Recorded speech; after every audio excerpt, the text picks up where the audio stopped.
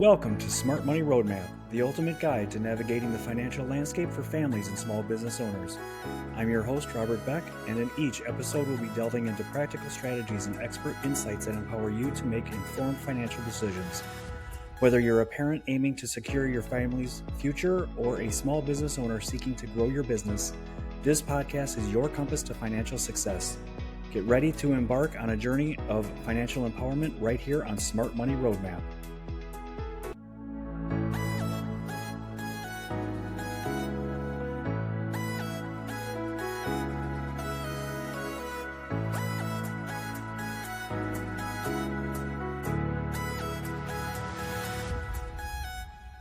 All right. Well, today we are joined by a guru of mortgage financing. Our guest has been a guiding light for numerous individuals, families, and small business owners looking to make their home ownership and financial dreams a reality. With an impressive track record of delivering tailored solutions and an innate ability to make even the most intricate financial concepts relatable, our guest is here to discuss the art and science of mortgages, loans, and overall financial management. Get ready to gain invaluable insights that could reshape your financial journey. Thank you for that introduction. Absolutely. Thank you, Shannon, for being here today. Now, you have one really interesting story to share about how you helped someone save a lot of money on their mortgage payments, plus a very cool analogy about shopping for loans, how that's very similar to building a house. So I definitely want to hear more about both of those stories. But first, I do have some questions for you because we hear a lot about refinancing homes these days and interest rates, HELOC loans, things like that. So it's easy for people and small business owners to feel overwhelmed and even confused by it all. But I know you are the expert to make sure that we make sense of it all. So are you ready? Sure am. Let's go. Excellent. You have been in the loan and mortgage industry for a while now. What do you love most about it? Well, I love that each loan is different. Every scenario and situation is different.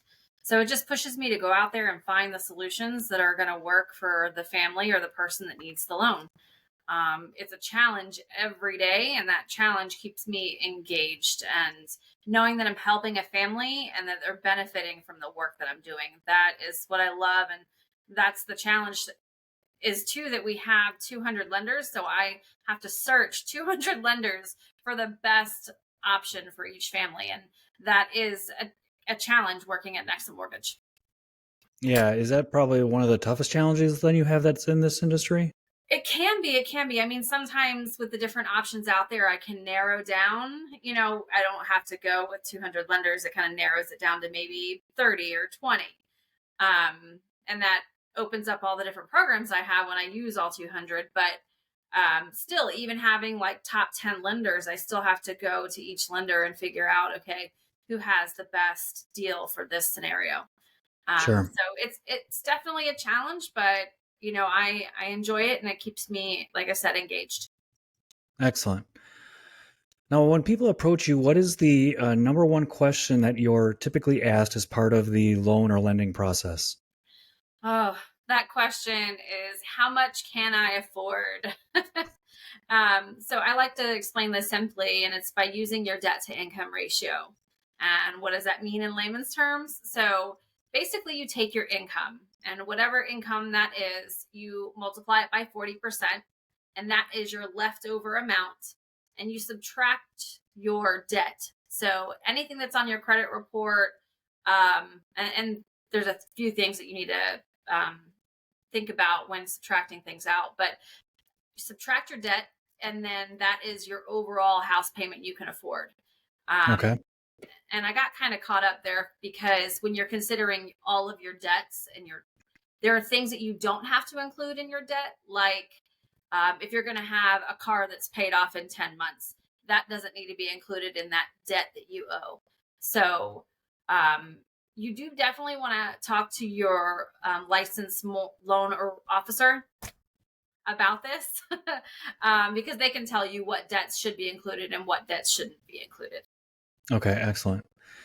Another thing that we hear a lot about are first-time homebuyer programs. What is can you dive into that a little bit more and explain what those are, some positives and some things that we need to look out for? Sure. Well, that first time home buyer is anyone that hasn't owned a home in the past 3 years. So even if you owned one 5 years ago, 4 years ago, it doesn't matter. You can qualify for that first time home buyer. And what that program is that it allows you to have a conventional loan and only put 3% down. So typically conventional loans start at putting 5% down, but the first time home buyer allows you to only put 3% down. It also does offer a little bit lower of an interest rate, but can be some income restrictions on that. And that first time home buyer program is typically for people that have good credit and that have a good debt to income ratio. So if you don't have great credit, or maybe you have a little bit more debt than what a conventional loan would allow, then you may have to go with something like an FHA loan. Okay. All right. And then what is a common length of time that a loan process typically takes? For the typical buyer, it takes about 30 days. However, if you need to close faster, then using a broker is always better. Our average time to close a loan at Nexa Mortgage is 20 days. So Okay. it's All right. pretty good. We can close pretty fast if needed. Yeah, that's excellent. And this is probably a loaded question too, but what are the rates today? Yes. Okay. So everybody likes to ask about rates. And people think that when I just open up my computer, I will know what the rate for today is, but that's not the case. Really, to quote somebody a rate, there are 12 pieces of information that go into, what that person's interest rate would be. And that's based on credit history, geographic location, debt to income ratio, and those other 12 things that, it really takes to analyze what is the best rate for that person. And that's all that I'm really going to say on that, because it is a loaded question. There is a lot that goes into interest rates and what your rate would be. Okay. All right. One thing I would like you to explain more about too are mortgage points. What does that mean? Mm-hmm. Yes. So the best way to explain mortgage points is that, let's just say everybody starts off with the same rate, but so those 12 things that go into the application, and it starts to determine your rate, that starting rate that you're at. Well, let's say that that rate can go up or down. And it depends. So let's say you want a lower rate than that starting rate. You can pay about $1,000 to $4,000 up front to get a lower rate, and that will save you thousands of dollars over the life of the loan. You can also, let's say you're having a hard time paying or making up closing costs, so you need money towards closing. You can make your rate go a little bit higher than that starting rate, and that the lender will actually give you money towards your closing costs, so that will help lower your cost to close. So, Okay. All right. yeah. Is there any way for people to get out of having to pay closing costs? No, that's the $1 million question there. No, everybody will have to pay closing costs, but there are ways to lower your amount that you have to pay, though. And that would be things like a down payment assistance program, or low to moderate income programs, or the first time homebuyer program, and also doing seller concessions, that where the sellers of a property can give you money towards closing. Okay. All right. Mm-hmm. And then a popular topic these days is refinancing. What are the tips and tricks to doing this correctly? And what are some things maybe to avoid? All right. So with refinances, you really have to think about what your goals are. So do you need just, right now, the typical person is not going to refinance right now, especially if they have a really low interest rate from when they purchase their home. So typically people that are doing refinances right now are wanting to take cash out. So you have to think about your goals. Well, what are you going to do with that cash? If you only need maybe 6,000, refinance would not make sense for you. Do not do a refinance. You're going to have closing costs and pay $10,000 in closing costs. So if you only need to take a little bit of money out, paying for closing costs to do a refinance does not make sense. Now, let's say you want to put in a pool or add to your home or pay off debt with that money. And so you need maybe 50,000 or 60,000. Then it would make sense to refinance your house.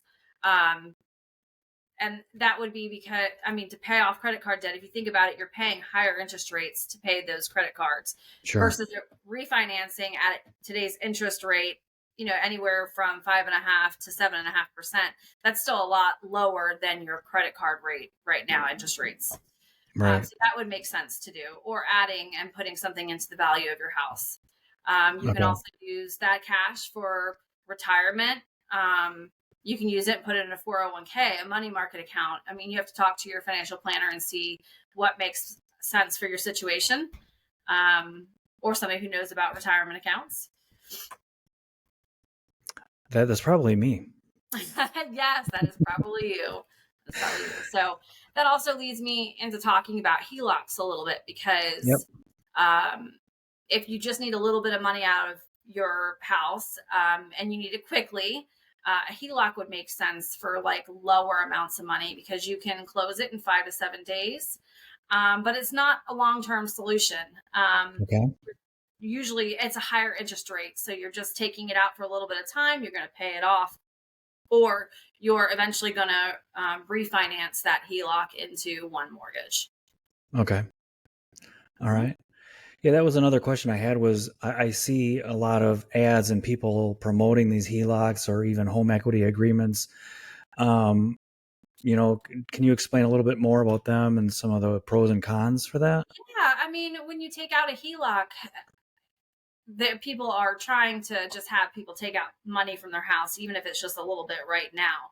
And while it may be good for some, you have to think about those interest rates, and take a good look at if paying a little bit higher of an interest rate to take money out quick is what you need for your situation, or if doing a refinance would actually in the long run make more sense. So you definitely want to have a loan officer look at those two different options for you, and compare them apples to apples, what Sure.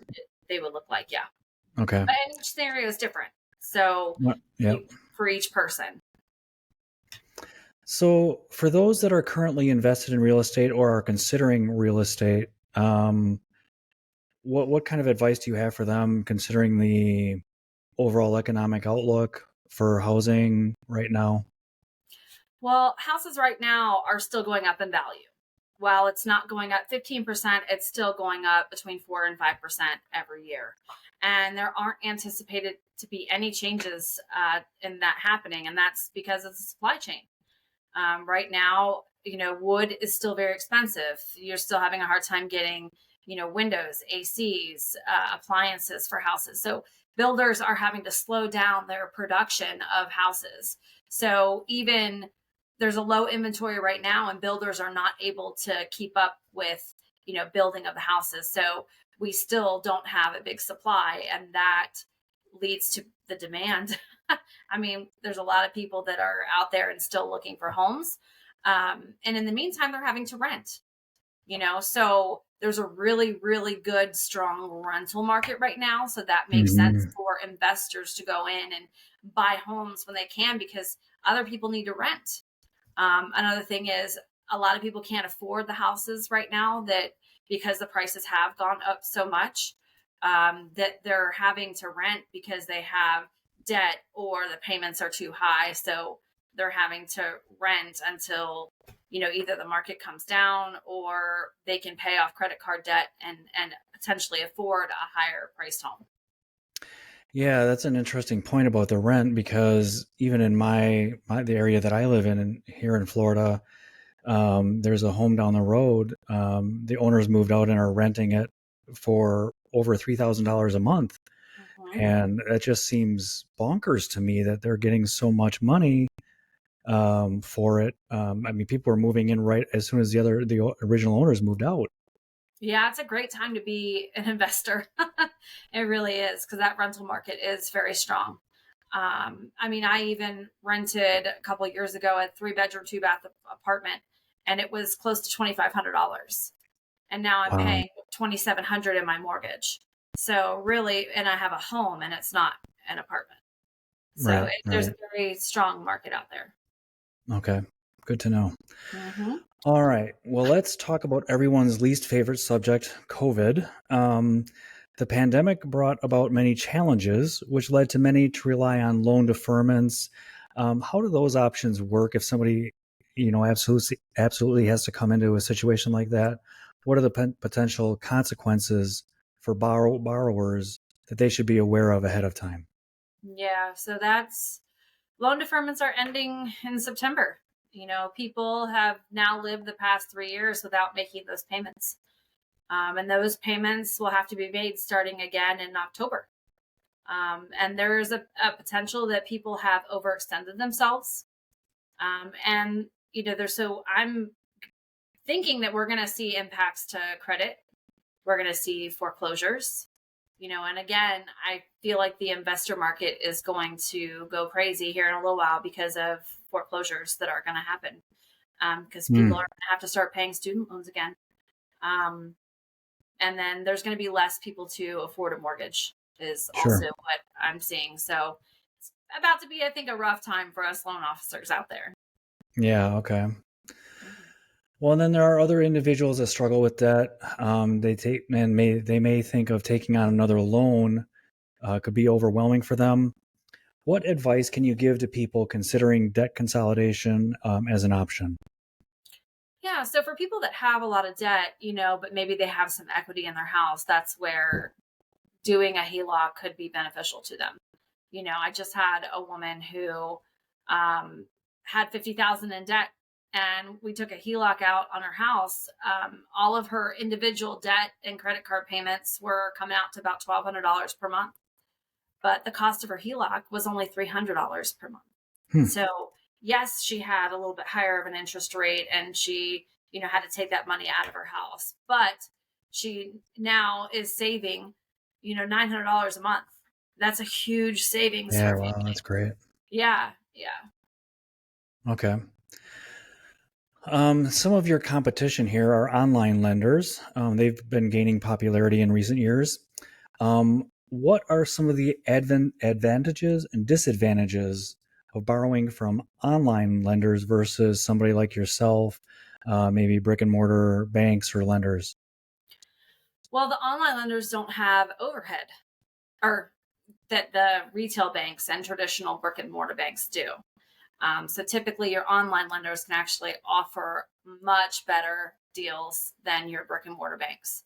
Now, I'm not saying that we will always hands down beat a brick and mortar bank, but we do typically have better rates because we don't have the overhead that they have.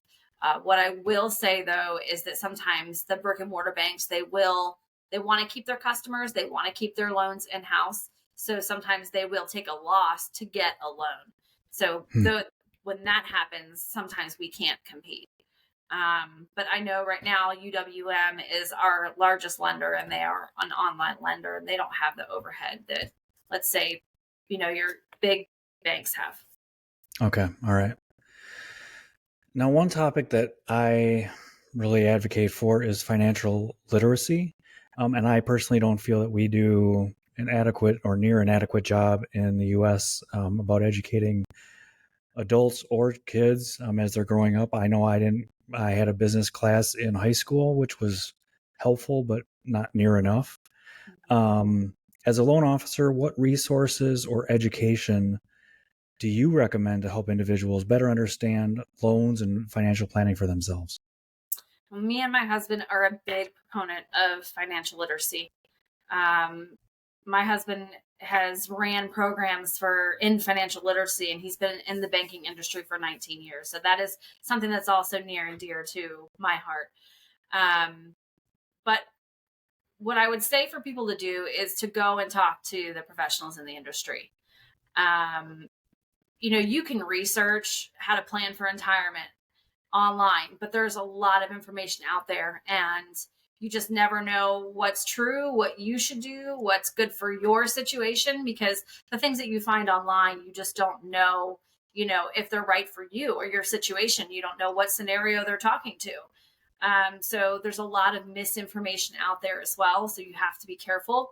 And that's why I strongly feel that talking to the professionals in the industry is the best way to educate yourself. Um, and they know the ins and outs of their profession, each person. So, find people that you trust within your community. Yeah, that's a really good point too. I talked with a lot of people, and I see a lot of people that are getting advice from different financial advisors, Mhm. and it's the same. They're giving the same advice to everybody. Well, not everybody's in the same boat, Right. so you can't expect somebody making $1 million to treat their portfolio the same as somebody making $100,000 or $50,000. So Absolutely. everybody's situation is unique, and I think um, it's easy to get lost in, well, everybody's doing this. Well, you're not everybody. Right. And your situation is different. Yeah, exactly. Well, it actually leads us to some other questions I have for you. And a couple of them are controversial here. So, some people advocate for a debt free lifestyle altogether and discourage borrowing. Specifically, I'm thinking of Dave Ramsey here. How do you respond to such opinions, and what role does responsible borrowing play in building a person's credit? Well, who wouldn't want to be debt free? I mean, I want to be debt free. We all do. It's what we strive to do is live debt free. But for majority of your average everyday working person, it's just not attainable.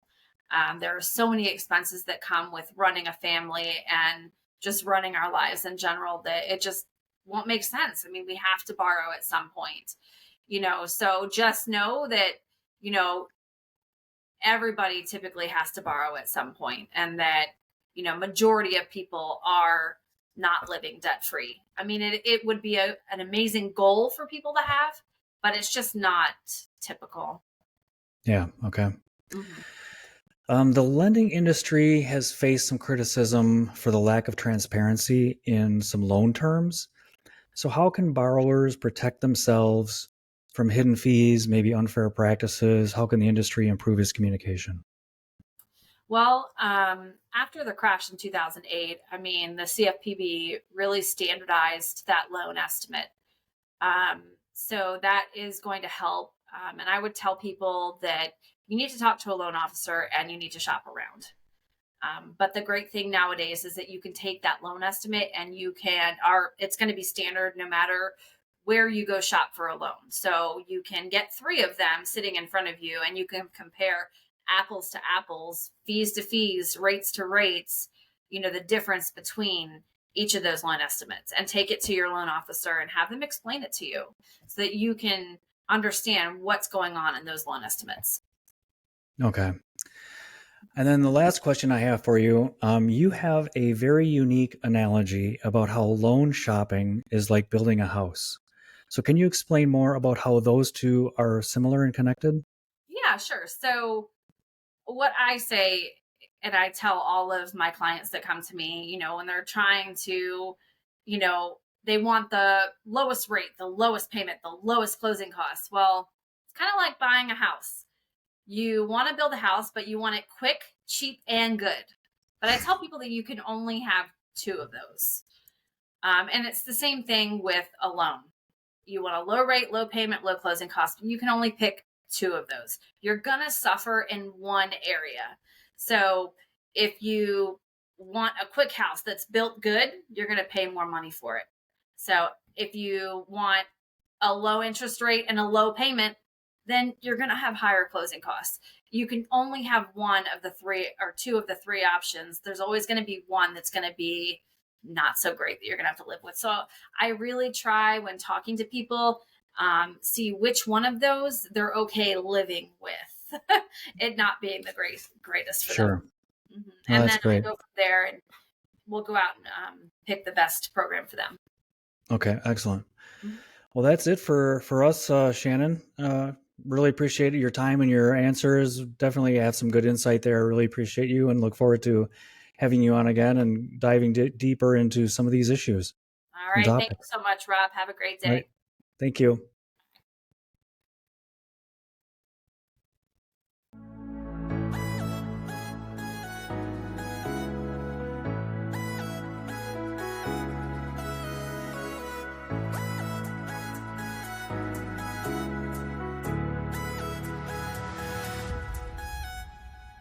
Thank you so much for listening to the Smart Money Roadmap podcast.